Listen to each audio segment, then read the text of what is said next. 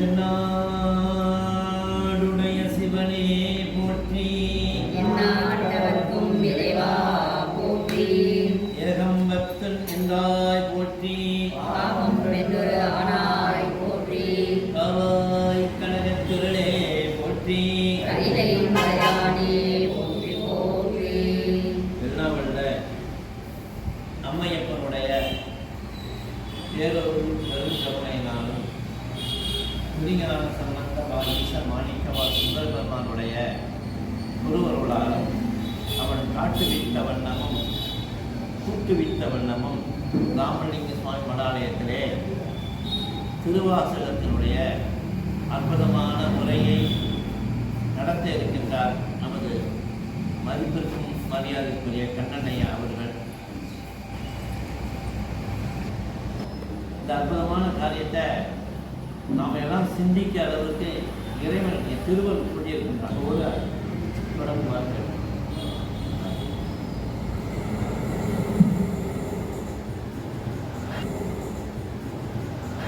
போற்றியோ நமச்சிவாய புயங்கனே மயங்குகின்றேன்.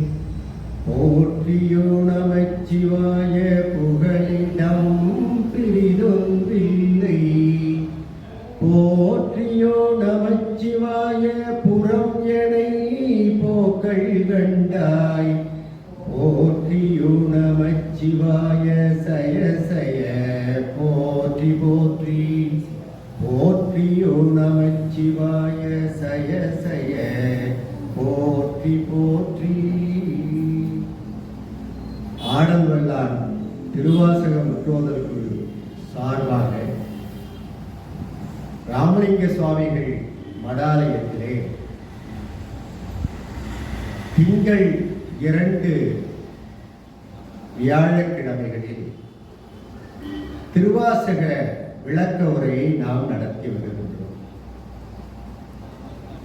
ஜனவரி திங்கள் 12ஆம் தேதி திருப்பள்ளி எழுச்சியினுடைய 10ஆம் பாடலுக்கு விளக்க உரையை முடித்த பிறகு மறுநாள் திருவம்பாவை திருப்பள்ளி எழுச்சி விழாவாக கொண்டாடி பரிசுகளை கொடுத்ததோடு இந்த நிகழ்வு நாளை மறுநாளோடு 6 திங்கள் ஆகப்போகுது. 6 மாதங்கள் முடியும். இருந்தாலும் தொடர்ச்சியாக நடத்த வேண்டும் என்று சொல்லி வணக்கத்திற்குரிய நம்முடைய ஒருங்கிணைப்பாளர் ஐயா ரவி அவர்களும், அன்பிற்கினிய நம்முடைய ஐயா தர்மு அவர்களும், நம்முடைய அன்பு சகோதரியார் அவர்களும் கேட்பார். தொலைபேசியில் அதற்கு பல்வேறு விதமான காரணங்கள் இருந்தது. இந்த மண்டபம் வேலை நடந்து கொண்டது, பல காரணம் இருந்தாலும் இறைவனுடைய திருவருளாலும் எம்பெருமான் மாணிக்கவாசக பெருமானுடைய திருவருளாலும் இன்றிலிருந்து நாம் அதை தொடர்ச்சியாக நடத்துவதற்கு நமக்கெல்லாம் ஒரு வழி வகை கிடைத்திருக்கிறது என்று சொன்னால் நிச்சயமாக மாணிக்கவாசக பெருமானுடைய குரு அருள் நமக்கு கிடைத்து கொண்டே இருக்கிறது என்றுதான். போற்றி திருவகை போற்றி திருவகை என்கின்ற அந்த 4வது பதிகத்திலே ஒரு 60 அடிகளை நாம் பார்த்தோம். 6 மாதத்திற்கு முன்னாலே போற்றி திருவகையிலே 60 அடிகளை அதற்கான விளக்க உரையை பார்க்கிறோம். ஆனால் போற்றி திருவகை என்ன என்றால் என்ன என்பதற்கான விளக்கத்தை மட்டும் சற்று நினைவுபடுத்திவிட்டு இன்றைய அடிகளுக்கு வரலாம் என்று நினைக்கிறேன். போற்றி திருவகை என்பதற்கு சித்தாந்தம் என்ன கருத்தை சொல்லுகிறது என்று சொன்னால் சகத்தின் பெருக்கம் என்று சொல்லுகிறார். ஆனால் நூலாசிரியர்கள் விளக்கவரை எழுதக்கூடிய ஆய்வாளர்கள் போற்றி திருவகை என்பதற்கு என்ன காரணம் என்று சொன்னால் இந்த பதிகத்திலே 136 இடங்களில் போற்றி என்கிற சொல் கையாளப்படுகிறது. எண்ணி பார்க்க 135 அல்லது 136 136 போற்றிகள் வருகின்ற காரணத்தினாலே இது போற்றி திருவகை. ஆனால் சித்தாந்த விளக்கம், தத்துவ விளக்கம் என்ன சொல்லுகிறது என்று சொன்னால் சகத்தின் பெருக்கம் என்று சொல்லுகிறது. 200க்கும் மேற்பட்ட அடிகளிலே ஒரு 30 அடிகள் வரை சகத்தின் பெருக்கத்தை சொல்கிறது. சகத்தின் பெருக்கம் என்று சொன்னால், சகம் என்று சொன்னால் இந்த பூமி அல்லது அண்டப்பகுதி என்று எடுத்துக்கொள்ளலாம். பல்வேறு உயிரினங்கள் தங்களுடைய உடம்புகளினாலே அதன் பெருக்கத்தை செய்கின்ற காரணத்தினாலே சகத்தின் பெருக்கம். அந்த விளக்கமும் பொருந்துமா என்றாலும் பொருந்தும். என யானை முதலா எறும்பு ஈராய என்று சொல்லுகிறார் அல்லவா? மிகப்பெரிய உயிரில் இருந்து மிகச்சிறிய உயிரி வரை அது தன்னுடைய உயிரினங்களை அடுத்தடுத்த தலைமுறைக்கு எப்படி பெருக்கி கொண்டு வருகிறது என்பதோடு அதை முடிந்துவிடும். ஆனால் இந்த பாடலை, இந்த பதிகத்தை நாம் 3ஆக பகுத்து பார்க்கிறோம். எப்படி உயிரினங்கள் எப்படி தன்னுடைய அடுத்தடுத்து அந்த உயிர்களை பெருக்குகிறது என்பது ஒன்று. உயிரினங்கள் தன்னுடைய தலைமுறை ஆக்கத்தை பெருக்கியதற்கு முன்னாலே இறை நினைவதற்கு, இறையினுடைய சிந்தனை வருவதற்கு எத்தனை தடைகள் ஏற்படுகின்றன என்பது ஒரு பகுதி. உயிரின பெருக்கம் எப்படி ஆகிறது, பெருகிய பிறகு இறைவனுடைய திருவடியை அடைவதற்கு, இறை சிந்தனை வருவதற்கு லோகாயதம், மாயாவதம் போன்ற தத்துவங்களினாலே எத்தகைய தடைகள் என்பதை நாம் பார்க்கிறோம். அது 60வது வரி வரை. 61 ஈற்றடி வரை சில வழிமுறைகளை சொல்லி இறைவனை வணங்கக்கூடிய தன்மையை சொல்லுகிறது. ஆக 3 பகுதியாக பிரிக்கிறோம். உயிர் பெருக்கம், இறைவனை வணங்குவதற்கான தடைகள் நீங்குவதற்கு படாத பாடுபட்ட இந்த உயிர்கள் இறைவனுக்கு வணக்கம் செலுத்துகிறது. போற்றி என்றால் வணக்கம். அதை சொல்வதாக 3ஆக நாம் எடுத்துக்கொள்ளலாம். இன்றைக்கு நாம் 61வது அடியிலிருந்து பார்க்கிறோம். இதற்கு முன்னாலே பார்த்தோம். லோகாயதன் எனும் ஒன்றிரள் பாம்பின் களவேதத்த கடுவிடமைதி, அதுவரை முடித்திருக்கிறோம்.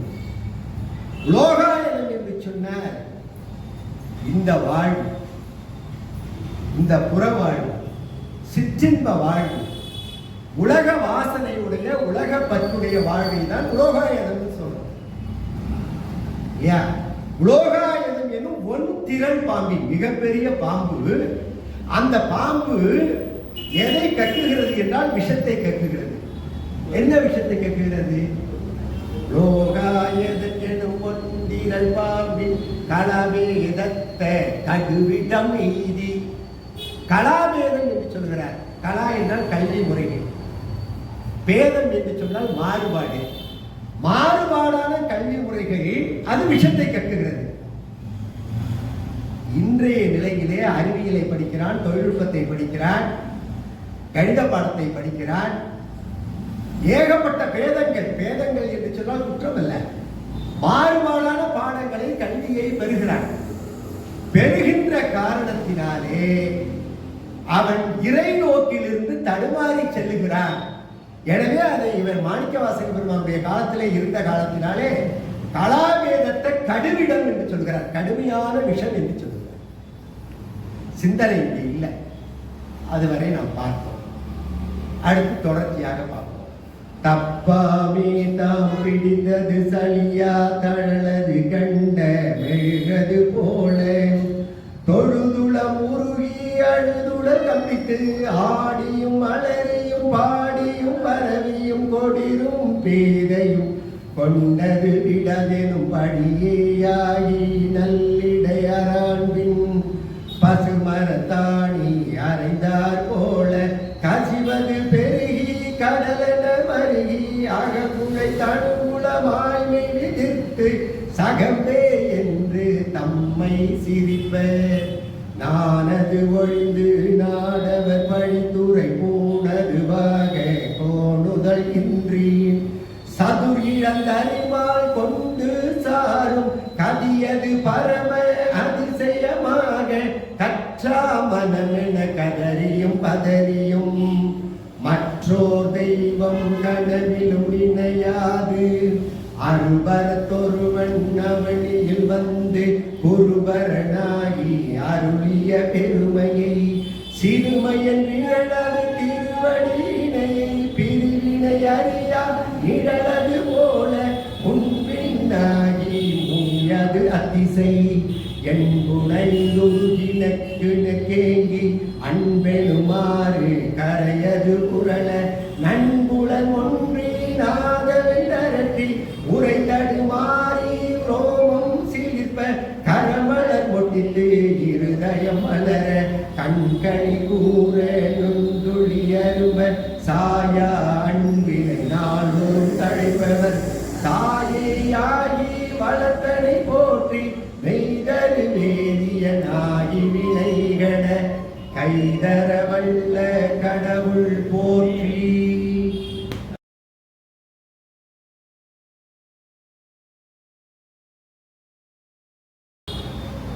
தப்பாமே தாம் பிடித்தது சலியா தழலது கண்ட மெழுகது போல தொழுதுல முருகிய அழுதுடல் தம்பித்து. தப்பாமே தாம் பிடித்தது சலியா. தப்பாமே என்றால் தவற விடாமல். எல்லாவற்றிலிருந்து உயிர்கள் பிறந்து விட்டன. பல்வேறு விதமான தத்துவங்கள் தோன்றி இறை சிந்தனையை நோக்க விடாமல் தடுத்துக் கொண்டிருந்தன. அவற்றையெல்லாம் கடந்து இப்பொழுது வந்துவிட்டேன். அவற்றையெல்லாம் கடந்து வந்துவிட்டேன். தப்பாமே அவற்றில் இருந்தெல்லாம் தவறாமல் தப்பித்து என்று எதிலிருந்து லோகாயதம் மாயாவாதம் என்று சொல்லக்கூடிய அந்த தத்துவங்களிலிருந்து தப்பி இறைவனுடைய திருவடி நிலை அடைய வேண்டும், வீடு பெற்றை அடைய வேண்டும் என்கின்ற ஒரு குறிக்கோளை கொண்டு அதையும் தவற விடாமல் என்று இதற்கு பொருள். தப்பாமை என்பதற்கு லோகாயதம், மாயாவாதம். லோகாயதம் என்று சொன்னால் இந்த நிலையற்ற உலகத்திலே நிலையற்ற வாழ்க்கை வாழ்கிற பொழுது சிற்றன்பமே பேரின்பமாக நாம் நினைத்துக் கொண்டிருக்கிறோம் அல்லவா? இதுதான் லோகாயுதம். இந்த உலகத்திலே இப்பொழுது வாழ்ந்து கொண்டிருக்கக்கூடிய வாழ்க்கை முறை வேற ஒரு லோகாயுதம் தான். சுருக்கமாக சொன்னா மாயாவாதம் என்பது என்னன்னா தன்னை நோக்கி ஒடுங்க வேண்டும், தன்னில் இருந்து ஒன்று உருவாக வேண்டும் என்று மாயாவாதம். பல மாயைகள் செய்கிறார்கள், எல்லாத்துக்கும் நான் தான் காரணம், இறைவன் ஒருவன் இருக்கிறவன். அப்ப இந்த லோகாயுதம் மாயாவதம் என்று சொல்லக்கூடிய இரண்டிலிருந்தும் தப்பித்து தாம் பிடித்தது சரியா. நான் ஒன்றை பிடித்திருக்கிறேன். எதை பிடித்திருக்கிறேன்? ஒரு குறிக்கோளை பிடித்திருக்கிறேன்.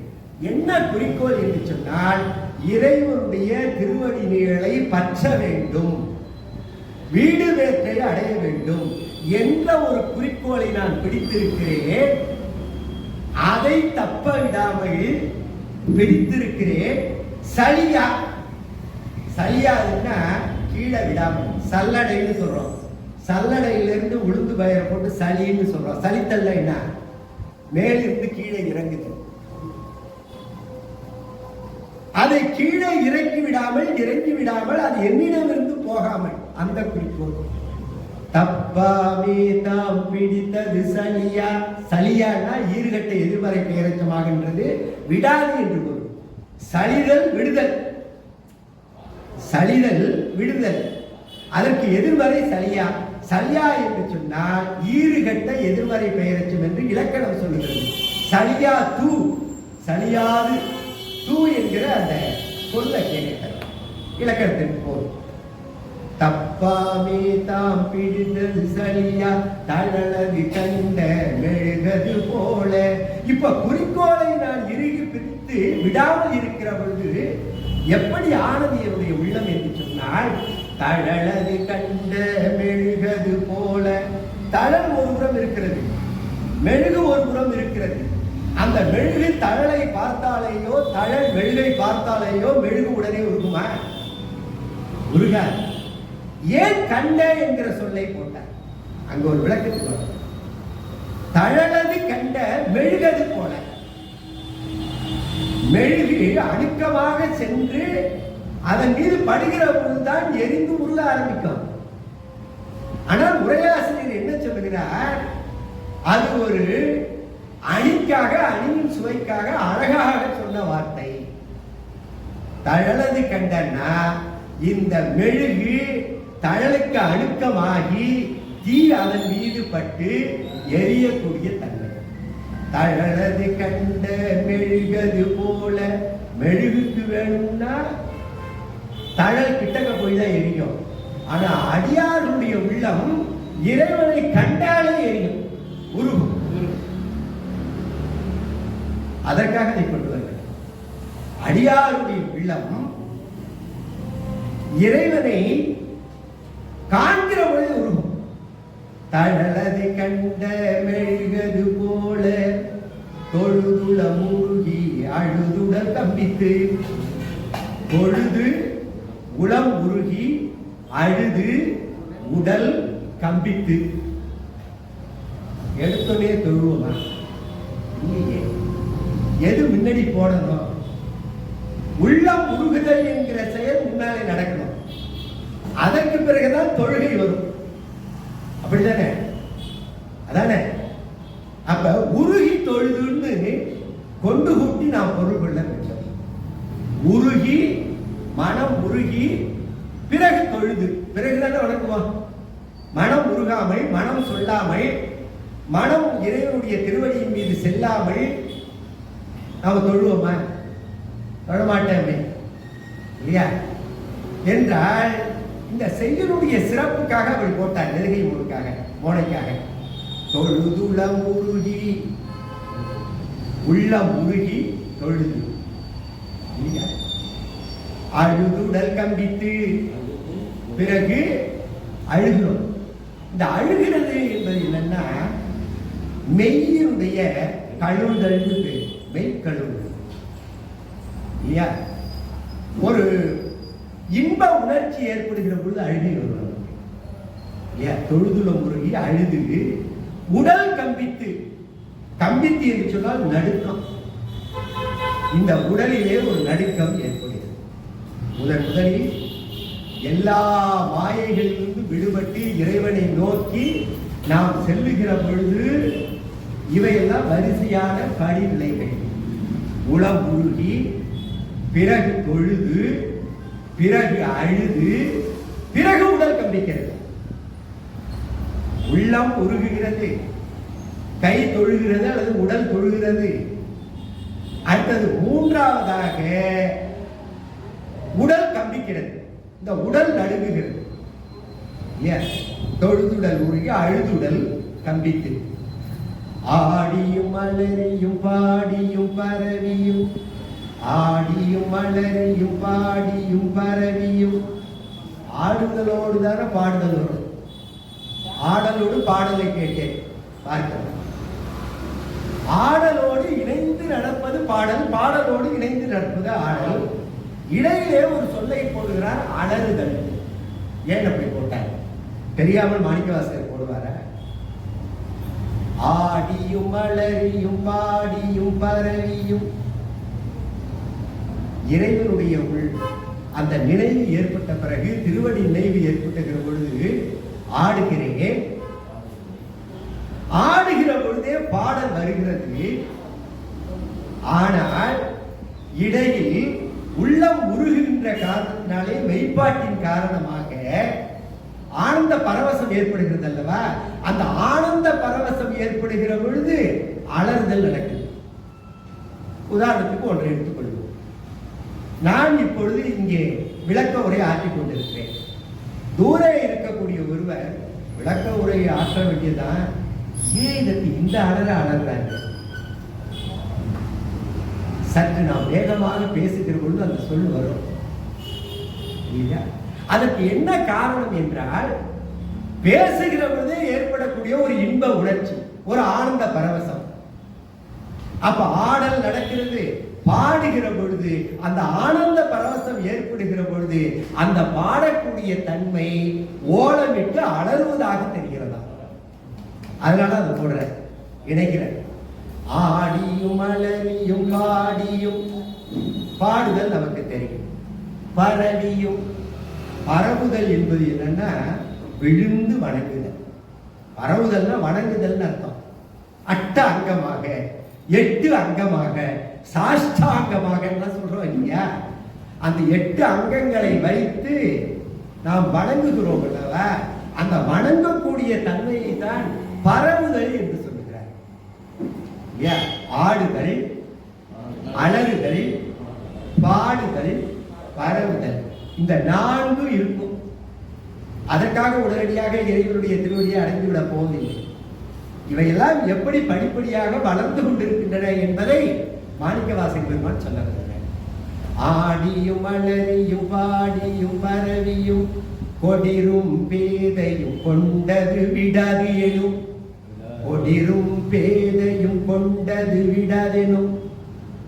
கொடிரு பேதை கொண்டது விடாது எனும்.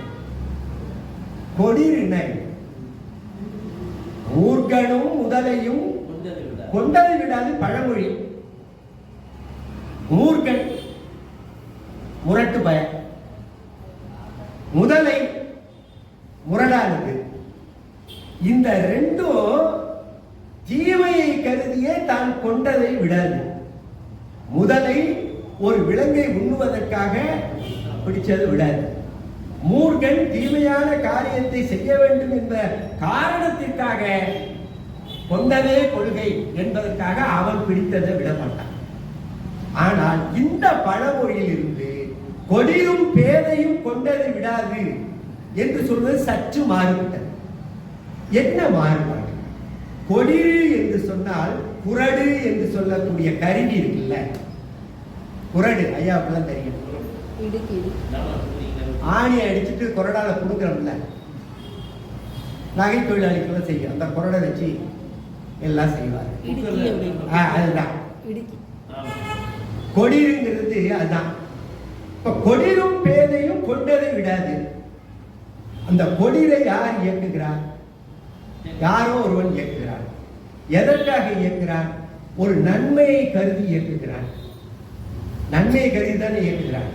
ஐயா, அந்த நகை வளைந்திருக்கிறது என்று சொன்னால் அந்த கொரடை வச்சு நிமித்து கொடுக்கிறார். ஆணி வளைந்திருக்கிறதுன்னா நிமித்து கொடுக்கிறார். அப்ப நன்மையை கருதியே எது செய்யும்? இந்த குரடி என்கிற கொடிது செய்யும். நன்மை ஒன்றுதான். ஆனா பேதை என்று சொல்லக்கூடியவன் என்னன்னா தீமை ஒன்றை கருதியே அவன் கொண்டதை விடாமல் இருப்பான். அப்படின்னா அதையே கொண்டுட்டு வர்ற மாணிக்கவாசகர் கொடிரோட விட்டுருக்காங்க. கொடிரும் பேதையும் கொண்டதை விடாது அப்படின்னா இந்த கொடிரு என்று சொல்லக்கூடிய குரடும் பிடித்ததை விடாது. அது நன்மையை கருதியே பிடிக்கும். பேதையானவன் தீமையை கருதியே பிடிப்பான் என்றால் ஏன் அந்த பேதையை எடுத்துக்கொண்டார் என்று சொன்னால் அந்த இருக பிடித்தல் என்று சொல்லக்கூடிய அந்த பண்பு இருக்குல்லவா, அந்த பண்பை காட்டுவதற்காக சொல்லுகிறார். மெய்யன்பராக இருக்கக்கூடிய சிவான்பராக இருக்கக்கூடிய அடியவன் இறைவனுடைய அருள் தூண்ட அதை இருக பற்றிக் கொள்கிறார். அது போல கூடியது. அது நன்மையை கருதியது. அது நன்மையை கருதியது. அப்ப பிடித்தல் என்பது நன்மையை கருதியும் பிடிக்கப்படுகிறது, தீமையை கருதியும் பிடிக்கப்படுகிறது. இந்த இடத்திலே கொடிரு என்கிற குரடு இயக்குபவனாலே நன்மையை கருதியே அது பிடிக்கிறான். இயக்கக்கூடிய இறைவனுடைய அருள் தூண்ட அவன் அருளாலே அவன் தாளை வணங்க செய்கிறது, இருக பிடித்துக் கொள்கிறார். அதற்காக அந்த எடுத்துக்காட்டை அவர் சொல்ல வேண்டும். கொடிரும் பேதையும் கொண்டது விடாது எனும். இது ஒரு பழமொழியா சொல்லிடுறார். படியேயாகி, படியேயாகி என்ன படியே ஆகினா அதன்படியே ஆகி. எதன்படியே? இந்த பழமொழி சொன்னோம்ல, கொடிரும் பேதையும் கொண்டது விடாது என்ற பழமொழியை சொன்னோம் அல்லவா, அந்த பழமொழியின் கருத்தின்படியே, அந்த பழமொழியின் விளக்கத்தின்படியே, அது சொல்லக்கூடிய தத்துவத்தின்படியே அர்த்தம். படியே ஆகினா வேற ஒன்று. படி அல்ல, படியேயாகி நல் இடை அரா அன்பின்.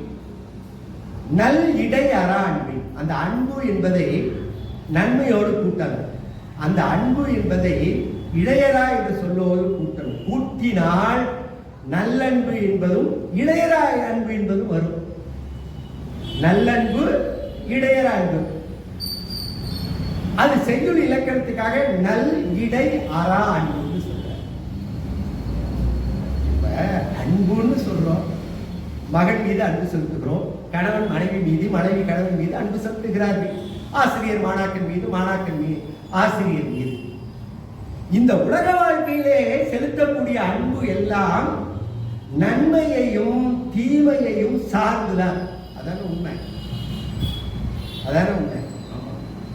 மகன் மீது நான் அன்பு செலுத்துகிறேன் என்று சொன்னால் என்னுடைய வயது முப்பு காலத்திலே என்னை அவன் பாதுகாப்பான், ஒரு நன்மையை கருதி. நான் ஒரு இனிப்பை சாப்பிட வேண்டும் என்று ஒரு இனிப்பின் மீது நான் அன்பை செலுத்துகிறேன் என்று சொன்னால் அது சர்க்கரை நோயை உண்டாக்கும், அது ஒரு தீமை. இது சாதாரண அன்பு. நல்லன்புங்கிறது என்ன? அன்புனாவே நல்ல சொல்லுதானுங்க. அப்ப அன்பு என்ற ஒரு சொல்லுக்கு ஒரு அடைமொழியை மாணிக்கவாசக பெருமான் கொடுக்கிறார், நல்லன்புன்னு சொல்றார். நல்லன்பு என்றால் இறைவன் மீது செலுத்தக்கூடிய அன்பு ஒன்றுதான் நல்லன்பு. மற்ற எல்லா அன்பும் கேடான அன்புதான், பொய்யன்பு தான், வேறு ஒன்றும் அல்ல. குறிச்சிக்க நல்ல நல்லன்பு, அந்த நல்லன்பு வந்துவிட்டது, நன்மையான அன்பு வந்துவிட்டது. இறைவனுடைய திருவடியை பற்ற வேண்டும், வீடு வேற்றை நாம் பெற வேண்டும் என்று இறைவன் மீது செலுத்தக்கூடிய அந்த அன்பு ஒன்றுதான் நல்லன்பு. வேறு எதுவும் இந்த உலகத்தில் நல்லன்பு இல்லைங்க. அதுல நன்மை இருக்கும், தீமை இருக்கும். அந்த அன்புல நல் இடையறா, இடையறான்னா இடையில விடாதுன்னு அருவியிலிருந்து நீர் கொட்டி ஓடையின் வழியாக, ஆற்றின் வழியாக நீர் தொடர்ந்து பாய்வது இடையராது. எண்ணெய் கசிகிறது, எண்ணெய் ஒழுகிறது, இடையராமல் ஒழுகும். அப்ப நீ அன்பை ஒரு முறை செலுத்தினால் போதாது, அது எப்படி இருக்க வேண்டும்? நல்லன்பாக இருக்க வேண்டும். அது நல்லன்பாக மாறிய பிறகு அது இடையரா அன்பாக இருக்க வேண்டும்.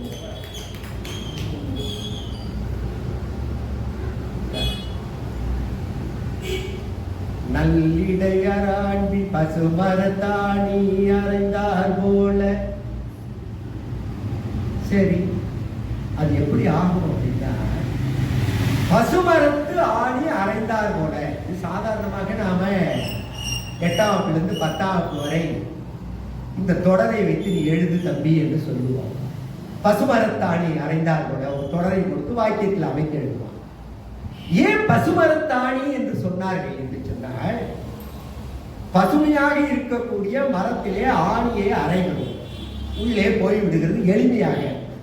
இந்த மரம் முற்ற முற்ற முற்ற முற்ற வளர வளர வளர அந்த ஆணியை நம்மாலே என்ன பண்ண முடியாது? விழுங்கி எடுக்க முடியாது. இறைவன் என்கின்ற அந்த திருவடியின் மீது அன்பு என்கிற ஆணியை இளமை பருவத்திலேயே அடித்து செலுத்துகிற பொழுது அது முற்றிய பிறகும் அந்த அன்பை நீங்கள் என்ன பண்ண முடியாது? எடுக்க முடியாது. பசுமரத்தாணி அறைந்தார் போல. அதான் சிறு பிள்ளைகளுக்கு சொல்லிக் கொடுக்கிற பொழுது சொல்லுவார்கள் இல்லையா? பசுமரத்தாணி அறைந்தார் போல என்று சொல்லுவார். இளமையில் கல்வி சிலையில் எழுத்து, இளமையில் கல்வி சிலையில் எழுத்து. இளமையில அவனுக்கு கொடுக்கக்கூடிய கல்வி, நீங்க கல்வெட்டிலே பொறிக்கக்கூடிய அந்த எழுத்து எத்தனை ஆண்டு காணாலும் இன்னைக்கு ராஜராஜ சோழனுடைய கல்வெட்டு அப்படியே இருக்குல்ல, மெய்கித்துகள்னு, அது மாறாது. அது மாதிரி அந்த கல்வி அவனுடைய உள்ளத்திலே படியும். பசுமரத்தாணி அறைந்தார் போல கசிவது பெருகி கடலென மருகி. அன்பு என்கிற ஆணியை அறைந்த பிறகு மரத்தில் இருந்து ஒழுகல் ஏற்படும், ஏதோ ஒண்ணு, ஒரு திரவம் மாதிரி இல்லையா? கசிவது பெருகி. இப்ப நான் அன்பு என்கிற ஆணியை அறைந்த பிறகு என்னுடைய கண்களில் இருந்து என்ன? நீர் கசிகிறது, மரத்திலிருந்து அந்த திரவம் கசிகிறது, வேறு ஏதோ ஒன்று கசிகிறது. கசிவது பெருகி அது அப்படியே பெருகிக்கொண்டே கசிவது பெருகி கடல் என மருகி அப்படியே கடல் போல மேன்மேலும் பெருக்கெடுத்து ஓடுகிறதா அந்த அன்பு பெருக்கெடுக்கிறது. கடலென மருகி கசிவது பெருகி கடலென மருகி அகங்குழை தனுகுளமாய் மெய்விதிர்த்து அகங்குழை தனுகுளமாய் மெய்விதிர்த்து அகம் குழைகிறது அப்படின்னா எது குழையும்? ஏற்கனவே இந்த மனம் கல்லாக இருந்திருக்கிறது. அந்த கல்லிலே ஒரு நெகிழ்ச்சி தன்மை ஏற்படுகிறது. குழைதல்னா என்னங்க? மென்மையாக அர்த்தம். அதான் அர்த்தம். குழைதல்னா என்ன? அவன் ரொம்ப குழைகிறான். வழக்கு சொல் போடுவோம் அப்படின்னா முதல் நாள் வரைக்கும் அவன் கொஞ்சம் கடுமையா பேசினான். இன்னைக்கு பார்த்தா அன்பா பேசுறான். அதனால நம்ம வார்த்தைகள்லயே என்ன சொல்லணும்னா ஏன் அவன் குழைகிறான்னு சொல்லணும்.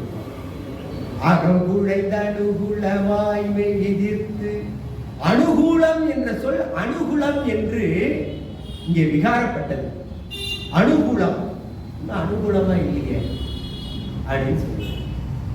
அனுகூலம்னா என்ன அப்படின்னா ஒன்றுடன் ஒன்று நெருங்கி நெருக்கத்தின் காரணமாக ஏற்படக்கூடிய பயன்.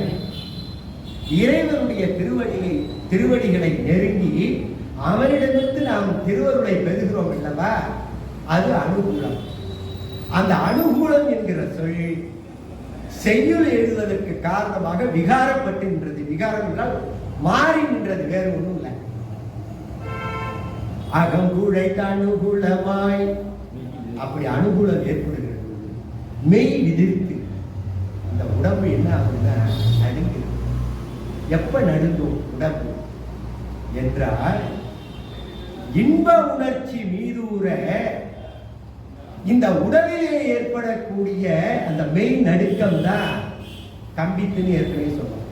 அதே பொருள் தான் விதிர்த்து அப்படியே மை கூச்செறிந்து குத்திட்டு நின்று விதிர்த்துன்னு சொல்றோம்ல, அதை சொல்கிறார். ஆகம் கூடைந்த அனுகூலமாய் மெய் விதிர்த்து உடலெல்லாம் விதிர்த்து நடுங்கி ஒருவித தன்மையை பெற்று சொல்ல இயலாத தன்மையை பெற்று மயிர் கூச்சரித்து அகம் குழைந்த அனுகூலமாய் விதிர்த்து சகம்பே என்று தம்மை சிரிப்ப. எனக்கு இத்தனை மெய்ப்பாடுகளும் இத்தனை நிகழ்வுகளும் இறைவன் மீது ஏற்பட்டிருக்கிறது. என்னை பார்த்து இந்த உலகம் என்ன சொல்லுகிறது? ஞான பித்து உடையவன், சிவப்பித்து உடையவன், இவன் ஒரு பேய் பித்து உடையவன் என்று சொல்கிறான். சகம்பே என்று தம்மை சிரிப்ப. என்னடா இவரை பார்த்தா பேய் பிடிச்ச மாதிரி. பேய்னா என்ன? பித்துன்னு அர்த்தம். பித்துனா என்ன? ஒன்றை நோக்கி சென்று கொண்டே இருப்பது. பித்து பிடிச்சவனா இருக்காங்க சொல்றோம் இல்லையா? ஒன்றை நோக்கி மற்றொன்றை தவிர்த்து செல்வது, அதை பேய் என்று சொல்கிறார்கள். பித்து பிடித்தவன். என்ன பித்து? ஒன்று ஞான பித்து, சிவஞான பித்து, அல்லது சிவப்பித்து. சகம்பே என்று தம்மை சிரிப்ப. இத திருப்பொற்சுண்ணத்துல 7வது பாடல்னு சொல்லுவார். திருப்பொற்சுண்ணத்துல 7வது பாடல்ல ஒரு 2 வரி வரும். சூடகம் தோல்வளை அற்ப அற்ப தொண்டர் கூழம் எழுந்த அற்ப அற்ப நாடவர் நம் தம்மை அற்ப அற்ப நாமும் அவர் தம்மை அற்ப அற்ப பாடகம் மெல்லடி அற்பும் மங்கை பங்கினல் எங்கள் பரபரனுக்கு ஆடக மாவலை அண்ணன் கோவுக்கு ஆடப்பொச்சு நம் இடித்து நானே. அதுல 2 வரி மக்கள். நாடவர் நம் தம்மை ஆற்ப ஆற்ப நாமும் அவர் தம்மை ஆற்ப ஆற்ப. நாங்கள் எல்லாம் திருப்பொற்சுண்ணம் இடித்துக் கொண்டே இருக்கிறோம். என்ன, இந்த நாட்டிலே இருக்கக்கூடியவர்களுக்கெல்லாம் இவர்களுக்கெல்லாம் வேறு வேலை இல்லை, இவர்களெல்லாம் பித்து பிடித்து அலைகிறார்கள் என்று சொல்லி எங்களை பார்த்து ஏளனமாக சிரிக்கிறார்கள். திருப்பொற்சுண்ணம் இடிக்கக்கூடிய நாங்கள் அவர்களை பார்த்து என்ன நினைக்கிறோம்?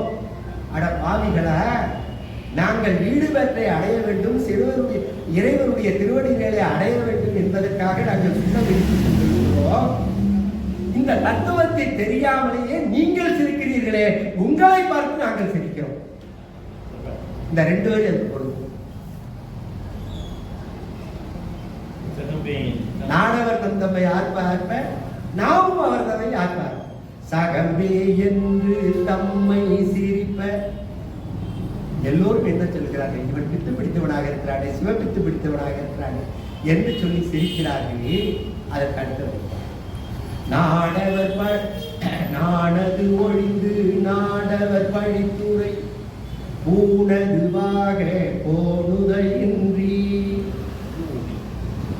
நாணதுவாக நாடவர் பழித்துறை. இப்போ ஒரு பழிச்சொல்லை உலகத்தவர் எங்களை பார்த்து ஏளனமாக சிரிக்கிற பொழுது எனக்கு என்ன வரும்? நாணம் வரும். இப்ப இறைவனுடைய திருவடிக்கு நாங்கள் செல்லக்கூடிய காரணத்தால அந்த நாணம் ஒழிகிறது. நான் அது ஒழிந்து, நாணம் ஒழிந்து,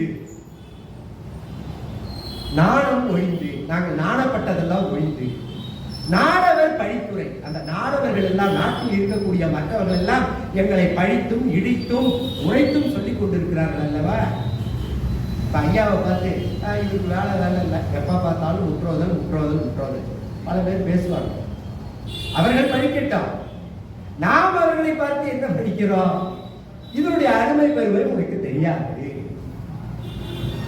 என்று நாம் மாற்றி சொன்னால் எப்படி இருக்கும்? நான் அதுக்காக வெட்கப்படக்கூடாது, என்ன அவர் சொல்லிட்டாரு அப்படின்னு.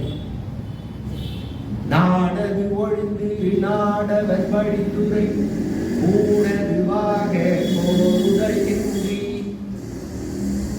கோணுதலின்றி பூணதுவாக. அந்த பழித்துறையே அணிகலனாக எந்தவித கோணலும் இல்லாமல் நான் கொண்டிருக்கிறேன். எனக்கு அணிகலன் எது தெரியுமா? என்னை பழிக்கிறார்கள் அல்லவா, அந்த பழிக்கக்கூடிய அந்த பழிச்சொல். நாடது ஒழிந்து நாடவர் பழித்துறை பூணதுவாக கோணுதல் இன்றி. கோணுதல் இன்றி நான் கூடியிருக்கிறேன், கூட்டிருக்கிறேன். என்னுடைய உள்ளம் கோணவில்லை. எதற்காக? என்னுடைய உள்ளம் தடுமாறவில்லை.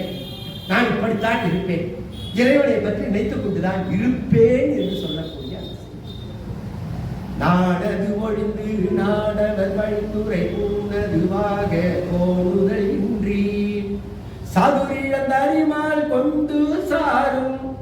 சதுர் இழந்து அரிமால் கொண்டு சாரும்.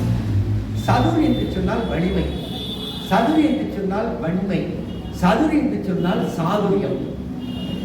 எல்லாம் நான் இழந்து விட்டேன், எல்லாவற்றையும் நான் இழந்து விட்டேன். என்னுடைய வன்மையை இழந்து விட்டேன், என்னுடைய வலிமையை இழந்து விட்டேன். சதுர் இழந்து. ஆனால் அதற்கு பதிலாக என்ன தெரியுமா வந்திருக்கிறது? அரிமால். அரிமாலை 2ஆ பிரிக்கணும். அறிவு, மால். அறிவு என்றால் ஞானம், மால் என்றால் மயக்கம்.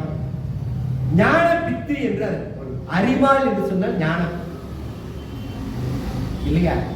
எல்லாவற்றையும் இழந்து, என்னுடைய வன்மைகள் எல்லாம் நான் இழந்து, எதை நான் இப்பொழுது கொண்டிருக்கிறேன் என்று சொன்னால் ஞான பித்தை கொண்டிருக்கிறேன், சிவஞான பித்தை கொண்டிருக்கிறேன்.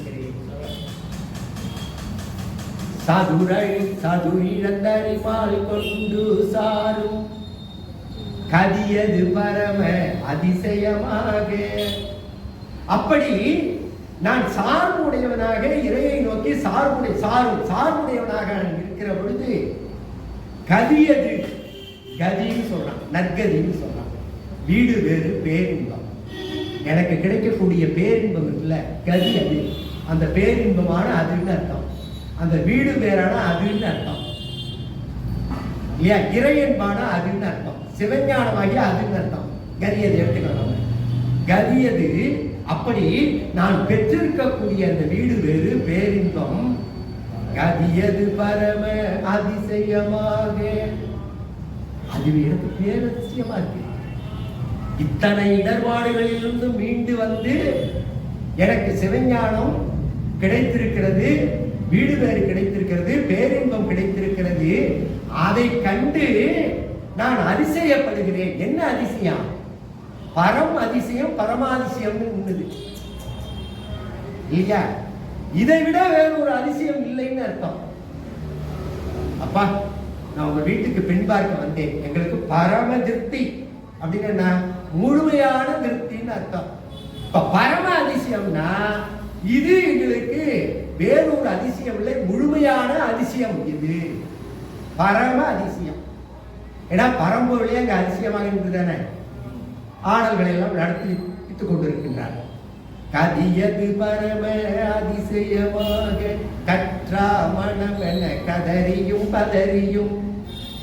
ரொம்ப அருமையான இடம் இந்த இடம். இப்ப ஒரு அதிசயம் உண்டாகிட்டது, எல்லாருக்கும் வந்துட்டேன். கற்றா மனம் என்ன கதறியும் பதறியும். அப்பொழுது என்ன விடல. நான் எப்படி தெரியுமா இருக்கேன்? கற்றா மனமுடையவனாக இருக்கிறேன். கற்றா பிரித்து பார்க்கணும். கன்று கூட்டல் குறி ஆ, கன்றை உடைய பசுன்னு அர்த்தம். கற்றான்னா கன்றை உடைய பசு, கன்றை உடைய அடிமையான அழகான பசுன்னு அர்த்தம். ரெண்டு பசு இருக்குங்க. இப்ப கன்றை உடைய பசு ஒரு புறம் இருக்கிறது, கன்று இல்லாத ஒரு பசு இங்கே இருக்கிறது. கன்றை உடைய பசு கதறுவதற்கு என்ன காரணம்? ஏன்னா பசு கத்துன்னு சொல்லக்கூடாது, பசு கதறும், யானை உயிரும், இதெல்லாம் ஒலி குறிப்பு. கிளி பேசும், அதனால கதறுதல் சொல்ல அழகாக கொடுக்கிறார். கன்றை உடைய பசு, கன்று இல்லாத ஒரு பசு, இரண்டும் கதறுகிறது. இந்த பசு கதறுவதற்கும் அந்த கன்று இல்லாத பசு கதறுவதற்கும் ஒரு வேறுபாடு உண்டு. கன்றை உடைய பசு எதற்காக கதறுகிறது என்றால், அன்பு மீதூர தன்னுடைய பசுக்கன்றை காணவில்லை, அல்லது அந்த பசு கன்றுக்கு நாம் உணவை கொடுக்க வேண்டும், அதற்கு துன்பம் ஏற்பட்டால் கதறும். ஒரு காரணம் கருதி கதறும். அந்த அன்பு இல்ல, அதை விட ஒரு அன்பு எந்த அன்பு கருத்து இல்லை. அதே கன்று இல்லாத பசு கதறுகிறது என்று சொன்னால், அது எதற்காக கதறுகிறது என்று சொன்னால், ஒன்று உணவை தேடி கதறும், உணவு இல்லாது, அல்லது வேறு ஏதேனும் உடல் சுகத்தை தேடி அது கதறும். ரெண்டு கதறு தான். அப்ப எந்த கதறுதல் பெரிது அப்படின்னா, அந்த கன்றை என்ற அடிமையான அழகான இந்த பசு கதறுகிறது அல்லவா, அதுபோல என்னுடைய உள்ளம் ஆகியிருக்கிறது. அன்பை நோக்கி, பேரன்பை நோக்கி, சிவ அன்பை நோக்கி நான் கதறிக் கொண்டிருக்கிறேன். எது போல? கற்றா மனம் போல. கற்றா மனம் போல் கதறியும் பதறியும். முதல்ல கதறுதல் ஏற்படுகிறது, அடுத்தது பதறுதல் ஏற்படுகிறது, ஒரு பதற்றம் இல்லையா? கற்றா மனம் என கதறியும் பதறியும். ஒரு செயல் செய்யக்குள்ள பதற்றம் இருக்கக்கூடாது. பதற்றம் இருந்தால் அந்த செயலை செய்ய முடியாது. ஹேஸ்ட் மேக்ஸ் வேஸ்ட். பதறுகிற காரியம் சிதறும், பதறாத காரியம் சிதறாது. பழமொழி கற்றுக் கொடுக்கும் மாணவர் இல்லையா? இப்போ ஒரு ஏன் அந்த பதறுதல் அவருக்கு ஏற்படுதுன்னா, வேறு எங்காவது மனம் சென்று விடுவோம், வேறு ஏதாவது தெய்வத்தை நோக்கி, வேறு ஒரு கொள்கையை நோக்கி சென்று விடுமோ என்கிற பதறுதல் இன்னும் இருக்கு. அதனால இந்த பதவிங்கிற வார்த்தையை போல ஆண்காசம் பண்ணிக்க. இப்ப நம்ம எல்லாத்தையும் பார்த்ததெல்லாம் போயிட்டு இருக்கவே என்ன ஆகும்? கற்றா மனமென கதறியும் பதறியும் மற்றோர் தெய்வம் கனவிலும் இணையாது. மற்றோர் தெய்வம் கனவிலும் நினையாது. இந்த உலகத்திலே அவனை தவிர வேறு ஒரு தெய்வம் இல்லை. அச்சப்பத்து முழுக்க அந்த 10 பாட்டிலேயே அதுதானே பாடுறாரு. புற்றில் வாழ் அறவும் மஞ்சள் பாடி பாடுறாரு இல்லையா? அவனை தவிர வேறொன்றை சொல்லுகிற போது நான் அச்சப்படுகிறேன் தானே 10 பாடல்களையும் சொல்லுகிறார் இல்லையா? மற்றோர் தெய்வம் கனவிலும் இணையாது. எல்லாவற்றிலிருந்தும் மீண்டு வந்துவிட்டேன், அன்பை செலுத்திவிட்டேன், பசுமரத்தாணி போல் போய்விட்டது. இருந்தாலும் ஒரு சஞ்சலம் ஏற்படுகிறது. அதை என்ன பண்ணும்? கனவிலும் கூட நினைக்க கூடாது. கனவுல கூட எனக்கு இன்னொரு தெய்வம் வரக்கூடாது. மற்றோர் தெய்வம் கனவிலும் இணையாது. அருவரத்தொருவன் அவனியில் வந்து, அருவரத்து ஒருவன் அவனியில் வந்து. அறிவதற்கு அறியவன், அரிதான பரம்பொருள், தெரிவதற்கு அறியவன், புரிவதற்கு அறியவன். அறிவதற்கு அறியவன், புரிவதற்கு அறியவன், பார்ப்பதற்கு அரியவன் இல்லையா? எனவே அறிவதற்கு அருமையானவன். அதனால ஒரு சொல்லை போடுகிறார், அருவரத்து ஒருவன். ஒருவன் சொல்லிட்டார், மற்றொரு பத்தி சொல்லணும். அருவரத்து ஒருவன், அறிவதற்கு அரிதாக இருக்கக்கூடிய எம்பெருமான் சிவபெருமான் அவனியில் வந்து இந்த உலகத்திலே தேடி வந்தான். எங்க? திருப்பெருந்துறை. அருவரத்தொருவன் அவனியில் வந்து குருவரனாகி அருளிய பெருமையை, குருவரனாகி அருளிய பெருமையை, யாருக்குமே அறிய முடியாத, அறிவதற்கு அறிவதாக இருக்கக்கூடியவன் அந்தன குருவாக வந்து திருநீரிட்டு குருந்தவத்தின் கீழே என்னை ஆட்கொண்டான் என்பதை நினைவுபடுத்துகிறார். அருவரத்தொருவன் அவனியில் வந்து குருவரனாகி அருளிய பெருமையை, குருவாக இருந்து எனக்கு அவன் அருள் செய்தான். அதை நான் என்ன பண்ணக்கூடாது? சிறுமை என்று இழக்கூடாதான். சிறுமை என்று இழந்தா சிறுமை பெருமைன்னு நம்ம சொல்றோம்.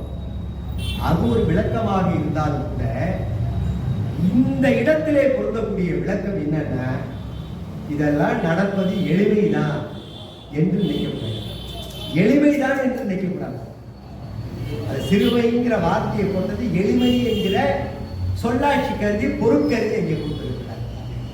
குருவரனாகி அருளிய பெருமையை, இப்படிப்பட்ட அருளை செய்திருப்பதை நான் எளிமை என்று நினைத்து விடாமல் இந்த உள்ளத்திலே, இந்த உள்ளம் எனக்கு இருக்க வேண்டும். எளிமை என்று நினைக்காமல் இந்த உள்ளம் எனக்கு இருக்க வேண்டும். என்னை தான் தேடி அவன் வந்து விட்டானே என்று நான் நினைக்கிறேன். குருவரனாகி அருளிய பெருமை சிறுமை என்று இகழாதே திருவடி இணையை. சிறுமை என்று இகழாதே, அது எளிமை நினைச்சு இகழ்ந்து விடாது. மனமே, இதெல்லாம் தன்னுடைய மனத்துக்கு அவர் சொல்லுவார் இல்லையா? அதாவது இறைவனை அடைய வேண்டும், இறைவனை வணங்க வேண்டும், இறைவனை நினைத்துக் கொண்டிருக்க வேண்டும் என்று சொல்லி 8 வகையான விதிமுறைகளை இதிலிருந்து சொல்றார். குருவரனாகி அருளிய பெருமை சிறுமை என்றிகள் அது திருவடி இணையை. அந்த திருவடி இணையான 2 திருவடிகளை எனக்கு காட்டினான் அல்லவா, அது எளிமை என்று என்னுடைய உள்ளம் நினைத்து விடக்கூடாது. அதனால நான் என்ன செய்ய வேண்டும்? அடுத்த வரிய போறார். பிரிவினை அறியா நிழலது போல முன்பின்னாகி முனியது அத்திசை. பிரிவினை அறியா நிழலது போல முன்பின்னாகி முனியாது அத்திசை. நிழல் காலையில் சூரிய உதயம் கிழக்கே இருக்கிறது. சூரியனை பார்த்து நாம் நிற்கிற பொழுது நிழல் காலை நேரத்திலே மேற்கு போகும், நிழல் மாறி.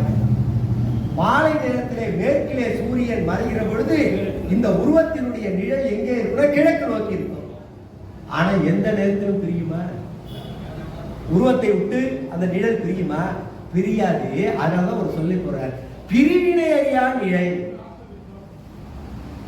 வேறு எதையும் சொல்லவில்லை. நகமும் தசையும் போல ஒரு விபத்து நடந்ததுன்னா நகம் தனியா போய் தசை தனியா போய் பிரிஞ்சு நிழல் பிரியாது. பிரிவினை அறியா நிழலுக்கு போல என்று சொன்னார். நிழலுக்கு எப்பொழுதும் பிரிவு கிடையாது இல்லையா? அந்த உருவம் எங்கே சென்று கொண்டிருக்கிறதோ அதற்கு நேர் எதிர் திசையிலே அந்த நிழல் சென்று கொண்டே இருக்கும். அதுதான் முன்பின்னாகி முடியாது அத்திசை. ஏன் முன்பின்னு சொன்னார்னா, காலை நேரத்திலே மேற்கிலும் மாலை நேரத்திலே கிழக்கிலுமாக முன் பின்னாக அந்த நிழல் மாறி மாறி மாறி தோற்றம் கொள்ளும். பிரிவினை அறியா நிழலது போல முன்பின்னாகி முனியாது அத்திசை. அங்க எந்த வேறுபாடும், இந்த உள்ளத்திலே எந்த மாறுபாடும் ஏற்படாமல், கலக்கம் ஏற்படாமல் இல்லையா? முனியாது, எந்தவித முனிவும் இல்லாமல். யார் போவா அப்படின்னு கேட்டா, ஒரு குரு செல்லுகிறான் அந்த காலத்திலே மலையடிவாரத்தை நோக்கி. அந்த குரு இரவிலும் பகலிலும் அவன் பயணம் செய்கிற பொழுது அந்த குருவின் பின்னாலே செல்லக்கூடிய அந்த மாணாக்கன் இருக்கிறான் அல்லவா, அந்த ஆச்சாரியின் பின்னாலே செல்லக்கூடிய சீடர், அவன் பின்னாலே தொடர்ந்து நிழல் போல போவான். அதனால அந்த வார்த்தையை முடியாது. நிழலை போய் நம்ம என்ன முடிய போறோம், நிழல் உருவத்தை என்ன முடிய போறோம். குருவுக்கும் சீடனுக்கும் பிணக்கு வராமல் குரு செல்லக்கூடிய வழியிலே இவன் என்ன செய்ய வேண்டாம், சென்று கொண்டே இருக்கு. முடியாது அத்திசை. அவன் எந்த திசையை நோக்கி செல்கிறானோ அந்த திசையை நோக்கி இந்த மாணாக்கர்கள் செல்ல வேண்டும். பிரிவினை அறியா நிழலது போல முன்பின்னாயி முனியது அத்திசை என் முனைந்துருகி நக்கு நக்கேங்கி என்பு நைந்து உருகி நெக்கு நக்கேங்கி. என்பு எலும்பு நைந்து உருகி, நைந்து போய் மென்மையாகி குழைந்து அது உருகும். உருகுமா? அறிவியல் ரீதியாக உருகுமா? ஒருவர் இறந்து விட்டார், அவருடைய எலும்பை கொண்டு போய் கடலிலே கரைக்கிறோம். இன்னும் 1000 ஆண்டாக ஆனாலும் அதிலே இருந்த அந்த எலும்பு என்ன கரைய. அப்ப எலும்பு மண்ணால் அரிக்கப்படாது, தீயினால் உருகாது, நீரினால் கரையாது. இது எலும்புக்குள்ள தன்மை. ஏன்னா 7 தாது பொருள்களால் ஆன இந்த உடம்பு எலும்பால் ஆனது. மற்ற 6 தாது பொருளும் அழிந்துவிடும், எலும்பு மட்டும் அழியாது. என்ன ஆகாது, உருகாது, அழியாது. அப்படிப்பட்ட தாதுவை, அப்படிப்பட்ட எலும்பை உருகச் செய்வது எதுனா திருவாசகம்.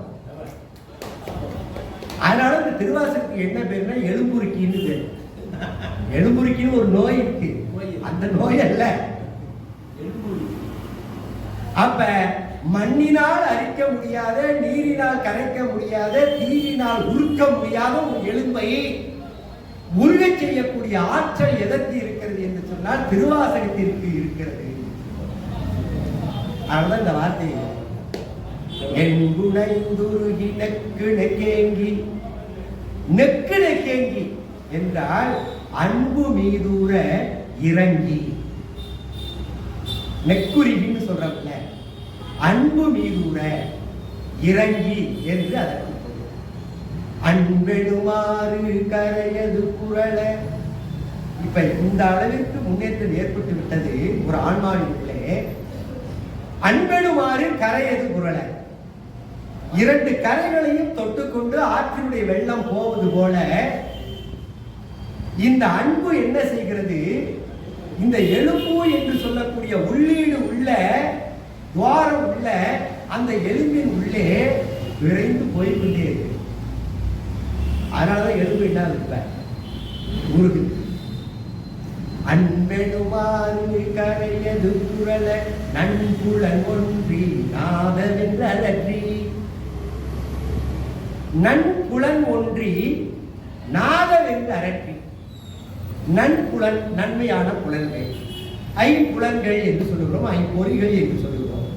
மெய், வாய், கண், மூக்கு, செவி என்று சொல்லக்கூடிய 5 புலன்கள். இந்த 5 புலன்களும் 5 அறிவை பெற்றிருக்கிறது. ஆனால் அந்த 5 அறிவையும் கண்களே கொள்ளுமாறு நன்புலன் ஒன்றின்னு ஒரு வார்த்தையை போடுற. அந்த நல்ல புலனாக இருக்கக்கூடிய கண்களோடு மற்ற புலன்களுடைய அறிவு ஒன்றி போகிறது. கண்ணு ஒரு இடத்துல பார்த்துட்டு இருக்கோம், காது ஒரு இடத்துல கேட்டுட்டு இருக்கோம். திருவாசக விளக்க உரையை கேட்கக்குள்ளேயே அங்க போய் நாம என்ன இரவு சிற்றுண்டி செய்யணுங்கிற எண்ணம் வரும், கடைக்கு போகணுமேங்கிற எண்ணம் வரும். அப்படி அல்ல. கண்கள் பார்க்கிற பொழுது காது அதை நோக்கி இருக்க வேண்டும், கண்கள் பார்க்கிற பொழுது வாய் அதை நோக்கி இருக்க வேண்டும், கண்கள் பார்க்கிற பொழுது உள்ளம் அதை நோக்கி இருக்க வேண்டும், மெய் அதை நோக்கி இருக்க வேண்டும், இந்த மூக்கும் வேறு ஒன்றை நுகராமல் அதை நோக்கி இருக்க வேண்டும். 5 அறிவையும் கண்களே கொள்ள. நன்புலன் ஒன்றினாக வென்றி.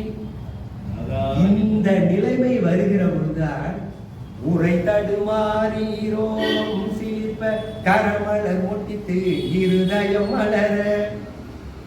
உரை தடுமாறுகிறது, நாக்கு குழறுகிறது, உரோமம் குத்திட்டு மெய்சி நிற்கிறது, வார்த்தை வரவில்லை. நன்மை நடக்கக்குள்ளேயும் வார்த்தை வராது, தீமை நடக்கக்குள்ளேயும் வார்த்தை வராது. இல்லையா? எதுவுமே சொல்லாம பார்க்கலாம். வேலை கிடைக்காத ஒரு மாணவனுக்கு வேலை கிடைத்து விட்டது என்று சொன்னால் கொஞ்ச நாள் பேசவே மாட்டான். கிடைக்காத நன்மை ஒன்று கிடைத்து விட்டது என்று சொன்னால் அவன் என்ன பண்ண மாட்டான், பேச மாட்டான். பேச சொன்னா வாய்ப்புழர், ஊரை தடுமாறி, அதான் உரை தடுமாறி, வாய்ப்புழர். உரை தடுமாறி ரோமம் சிலிப்ப கரமலர் மொட்டித்து இருதயம் மலர. ரோமம் சிலிக்கிறது, கரமலர் மொட்டித்துன்னு போடுற. மொட்டு என்று சொன்னால் மலராத மலரை மொட்டுன்னு சொல்றோம். அந்த மொட்டு என்பது பெயர் சொல். அந்த மொட்டு என்பதே என்ன சொல்லுகிறார்கள், வினை சொல்லாக மாற்றி மொட்டித்துன்னு போடுற. இதுதான் மொட்டி. கரமலர் மொட்டித்து இருதயம் மலர, 16 இதழ்களை கொண்ட இந்த உள்ளம் அல்லது இதயம் மலர அப்படின்னா இந்த உள்ளம் அன்பு மீதுரை. கரமலர் மொட்டித்து இருதயம் மலர, கண்களி கூற நுண் துளி அரும்ப. கண்ணுக்கு ஒரு மகிழ்ச்சி ஏற்படுதான். இவையெல்லாம் நடக்கிற பொழுது கண்ணுக்கு ஒரு மகிழ்ச்சி ஏற்படுகிறது. அந்த மகிழ்ச்சியை கண் எப்படி வெளிப்படுத்துகிறது என்றால், அந்த கண்ணிலிருந்து ஆனந்த கண்ணீர் சொரிகிற பொழுது கண் மகிழ்ச்சியா இருக்குன்னு அர்த்தம். துயர கண்ணீர் அது தனி, ஆனந்த கண்ணீர் அது தனி. துயர கண்ணீர் என்ன ஆகும்னா தாரை தாரையா வரும். நல்லா கவனிக்கணும். துயர கண்ணீர் தாரை தாரையாக வரும். ஆனந்த கண்ணீர் எப்படின்னா துளி துளியா வரும். கண்களி கூற, அந்த கண் கழிப்பு அடைகிற பொழுது நுண் துளி அருங்க, துளி துளியா தான் வரும். இங்க பாருங்க, ஆனந்தத்தில் உங்களுக்கு கண் அப்படியே தாழ்ந்தாங்க வருமா? அதுபோல் வேறு ஏதாவது ஒரு சோகமான ஒரு நிகழ்வு நடந்து விட்டது என்று சொன்னால் அப்பொழுது எப்படி இருக்கணும்? கண்களி கூற நுண் துளி அரும்ப சாயா அன்பினை நாள்தோறும் தழைப்பவர். மாறாத அன்பினை நாள்தோறும் தழைக்கக்கூடியவராக எம்பெருமான் இருக்கிறார். ஒரு செடியை வளர்க்கிறோம், அந்த செடிக்கு நாள்தோறும் தண்ணீரை ஊற்றுகிறோம். ஊற்ற ஊற்ற அது பசுமையாக தழைத்து வளர்கிறது அல்லவா? அதுபோல அடியாருடைய உள்ளத்திலே அன்பு என்கிற விதையை விதைத்து, இறை அன்பு, சிவ அன்பு, சிவஞானம் என்கிற விதையை விதைத்து நாள்தோறும் அதற்கு தண்ணீர் ஊற்றக்கூடியவனாக எம்பெருமானுடைய அருள் இருக்கிறது. அப்ப இது தழைத்து வளர்கிறது.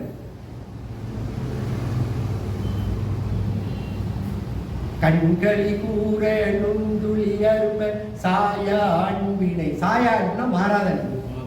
அப்படி மாறாத அன்பு சாயா அன்பினை நாள்தோறும் தழைப்பவர் தாயே யாகி வளர்த்தனை போற்றி. தாய் போல் இருந்து அந்த அன்பு என்கிற வித்தையை அவன் வளர்க்கிறானே, அவனை நான் வணங்குகிறேன். இந்த போற்றி முதல் போற்றி கொள்வது. மெய்தல் வேதியனாகி வினைகட கைதர வல்ல கடவுள் போற்றி. மெய்தல் வேதியன் ஆகி வினைகட. வேதியன் என்று சொன்னால் வேதியன் உருவத்திலே வந்த அந்த உருவத்திலே வந்த எம்பெருமான் சிவபெருமான். அவன் எதை தருகிறான்? மெய்யை தருகிறான். மெய் தரு வேதியன் என்றால் உண்மையை உணர்த்தக்கூடிய ஒருவன் இந்த உலகத்திலே இருக்கிறான் என்றால் அவன் தான். மற்றவர்கள் பொய். மெய் தரு வேதியனாகி, அப்படி உண்மையை உணர்த்தக்கூடிய அந்தர குருவாக நீ வந்து வினை கெட, என்னுடைய உள்ளத்திலே இருக்கக்கூடிய வினைகள் எல்லாம் கெட. அந்த வினையில 2 இருக்கு. ஆகாமிய வினை, சஞ்சித வினை. ஆகாமிய வினை என்பது இந்த எடுத்த பிறவிலே நடக்கக்கூடிய வினை. சஞ்சித வினை என்பது முற்பிறவியிலே செய்த வினை. இந்த எந்த வினையாக இருந்தாலும் போக்கக்கூடிய வல்லமை உள்ளவன் அவன் ஒருவன். மெய்தர் வேதியனாகி வினைகட கைதர வல்ல கடவுள் போற்றி. அப்ப மிகப்பெரிய பிடிக்காத தத்துவத்திலே விழுகிற பொழுது, மலக்கடலிலே விழுகிற பொழுது, ஒரு கிணற்றிலே விழுகிற பொழுது கையை கொடுத்து தூக்குவது போல கை தர, கையை தந்துன்னு அர்த்தம். கை தரவல்ல கடவுள் போற்றி. அவன் என்ன செய்கிறான்? பிறவி என்ற பெருங்கடலே, பிறவி என்கிற அந்த கிணற்றிலே விழுந்து இருக்கக்கூடிய ஒருவனை அவனை கையை கொடுத்து மேலே கைதரவல்ல கடவுள் போற்றி. இது 30வது முறை. மீண்டும் பாடலை ஒரு முறை சொல்லி முடித்து விடுகின்றேன்.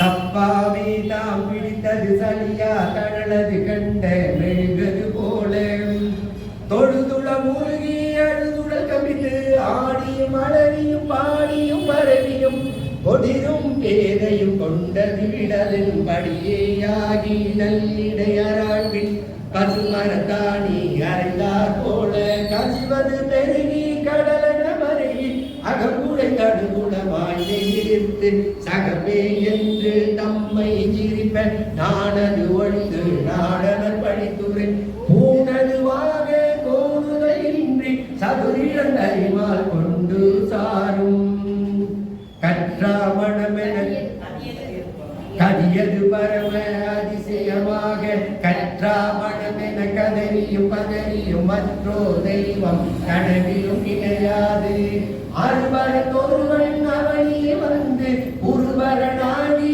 அருளிய பெருமையை சிறுமையின் திகழது திருவடியினையே பெருவினை அறியா நிழலது போல முன்பின்னாகி உனியது அதிசை என் குணை துருகினை கிழக்கேங்கி அன்பெருமாறு கரையது புரள நன்புலன் ஒன்றி நாடது திரட்டி உரைகள் மாறி ரோமம் சிலிப்ப கரமலர் ஒட்டித்து இருதயம் வளர கண்களி கூற நுந்துளி அரும்ப சாயா அன்பினை நான் ஒரு தழைப்பவர் தாயேயாகி வளர்த்தனை போற்றி மெய்தரு நேடியனாகி வினைகட கைதர வல்ல கடவுள் போற்றி. இதுவரை இந்த உரையை அற்புதமாக பொறுமையாக அமர்ந்து கேட்டு ஒரு நல்ல நிகழ்விலே கலந்து கொண்ட அனைவருக்கும் நன்றி கலந்த பாராட்டுகளை தெரிவித்துக் கொண்டு விடைபெறுகிறேன். நமச்சிவாயம். நன்றி.